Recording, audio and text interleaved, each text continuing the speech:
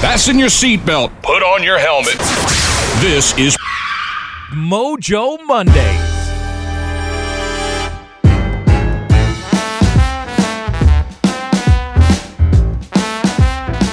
Hello, everybody. It is Monday, and I would like to warn you that both of my dogs are about to come running back in the house, barking. They ran out growling at something, so it's just a matter of time. Anyway, welcome to Mojo Mondays with the Creative Professor. I'm Tracy Schoblum. This is Mojo Mondays. So, all right, a lot has happened since the last time I talked to you guys. Specifically, what has happened is this whole drama around the SNAP benefits and people's food being cut back, and the government shutdown is continuing on. This is being recorded on November 2nd of 2025. No, I'm sorry, it's November 3rd. Time just flies. And so the government is still shut down.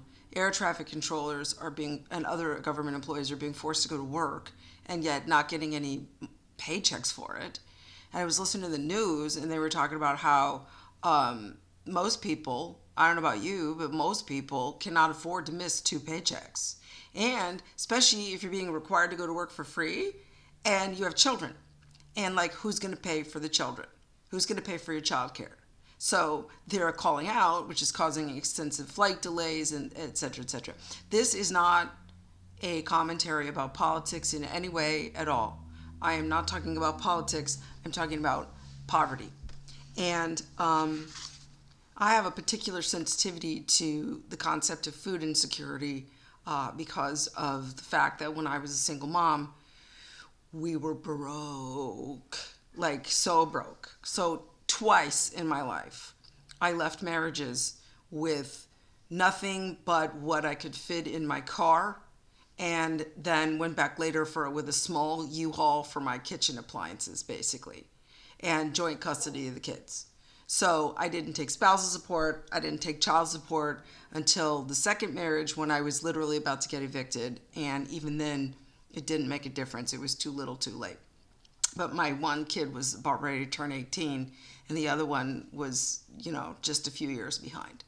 So the whole time we were completely poverty stricken simply because I didn't have a job. I was a freelancer at the time, and if you know anything about freelance writing, freelance anything, the money's inconsistent. Even when you earn it, you don't know when it's coming. I drove Uber for a while. It was rough. We as a family, I made a blog about this a few weeks, probably about a week ago, maybe 10 days ago, maybe as long as 2 weeks. I don't remember when I did it. I mean, it made us closer as a family, and we had family meetings to say, hey, do we want me to go get a job? Because I could have gone and get a job, a job, where I was gone, dropping the kids off at school at 7 a.m. and so I could make it to work by 9, and then picking them up at the after school thing, and we made a family choice to not do that. The kids were incredible, that they never had the best electronics. They never had we would literally go to Goodwill for everything. So there were nights where I would lay there in a panic, sweating, not knowing when money was coming, how I was going to feed the kids. Thank God they both had fathers, or the 2 little kids all the kids had fathers that fed them and took care of them. So I was never afraid for them. I was afraid that if I got evicted, they would have to go live with their dads and the dogs, and I would have to go I don't even know where, because who's going to take? What was I going to do? So it was terrifying. It was absolutely terrifying. The point of the story is not, poor Tracy, that was so horrible for you, okay? The point of the story is that that's the period of time in which I started Monday Morning Motivator. I started Blog Talk Radio. I started everything that I could think of. Sorry, that was a text message from somebody. I started all of that. And the fact of the matter is that, here's the thing. Mojo is a mindset. Okay, now I am not trying to say that having a positive mindset can make up for the fact that you're out of money and that you don't know where your food is going to come from. Okay, that's where your creativity comes in. It still sucks. It's still hard. It's still, money problems is one of those things that just never goes away. You wake up in the morning, you think about it all night long, etc., etc. It is not, you're not able to ever really let it go, no matter what. So I'm not trying to say, oh, just have a positive attitude, get your mojo up. Okay, I'm not. But what I am saying is that your attitude, your mindset is the only thing that you can control, when the rest of the world, you're not in control of whether or not you get paid. You're not in control whether or not the government decides to give you your benefits or to give you a paycheck, or if you got fired or laid off or furloughed, like people I know. The people who are receiving SNAP benefits are not the toothless people that we're seeing on social media. They're people like you and me. People look around you, and there are probably people receiving government benefits that you don't even know they are. They're regular people with college degrees. They're, possibly like unemployed or partially unemployed or not making enough, okay? So they're actual regular everyday folks. It's not just the fringe people, okay? And as I was saying, you have to get creative.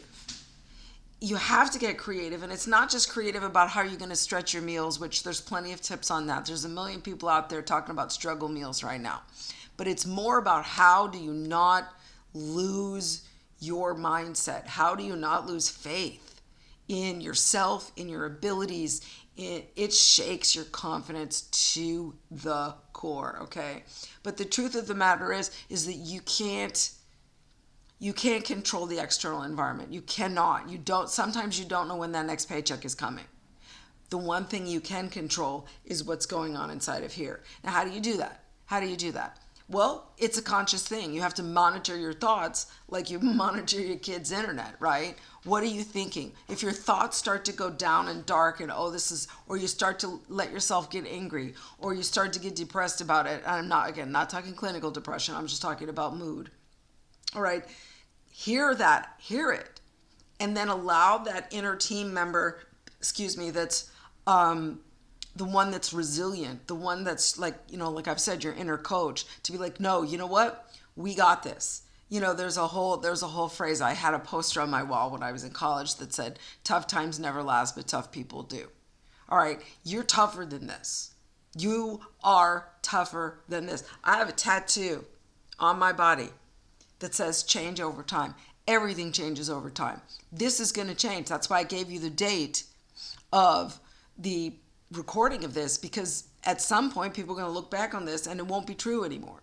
Okay, everything changes. So the financial stress that you're under, the emotional turmoil of being minimally employed, not having enough money, scared to death about how you're going to pay your mortgage or your rent. Okay, that's real, but it's also temporary. And you cannot let a temporary problem destroy your mindset for your life. You can't let it take you down. You just can't. Okay. So how do you do that? What are the ways that we do that? Well, what we do is we look at the small wins, right? You be proud of how you stretch. I used to joke that I would go to the cabinet and play an episode of Chopped with the ingredients that I had in there. Or I would send my kids to their dad's house and be like, put snacks in your backpack so we have snacks at home. Okay. Like literally, I was proud of how I stretched it. I was proud that I was a phone psychic. Okay. For strangers on the phone, I was madam whatever I was. Okay. I did that. I drove Uber. I did whatever I could do to bring, that was legal, and to bring funds into my house. Okay, I cut back in air. So that's what I want you to do, is think about what are the wins? What are you doing right? How are you demonstrating creativity? How are you demonstrating resilience? Okay, especially if you have little kids. Your little kids are looking at you, feeling unsafe, feeling insecure, and they're watching you. Because they will have times of insecurity as well, in all likelihood. And so the question is, they're going to look at you and say, okay, how did you handle this? We never knew, they could say. my family, my children, we look back on those struggle times as some of our best times. We didn't have money, but we were able to play blackjack and blues, and I would put on blues music, and we would play blackjack for potato chips, okay, and or M&Ms or whatever we were playing. You play games, you find ways to engage, have movie night at home when you can't go out, okay. And what ends up happening is you solidify. It's a classic thing in psychology where the in-group, the group of people, the in-group becomes far more solid when they have an out-group that they are pushing against. So while the world is crashing down around you, you have the opportunity to make that a very solid family unit by going through it together and going, look, this is our family and we're stronger than this, okay?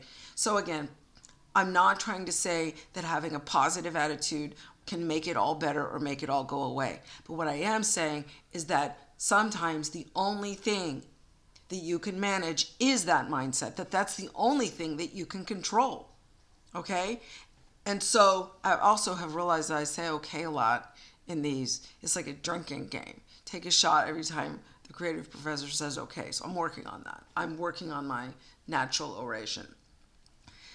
So here's the end point, which is that Mojo, everything we're talking about here, it's not money, it's not resources, it's not a job, it's not what you have, all right? Mojo is momentum. It's your ability to create even when you don't have anything else, all right? So go off. I didn't say okay. Have a fabulous week, okay? And I will talk to you guys next week on Mojo Mondays.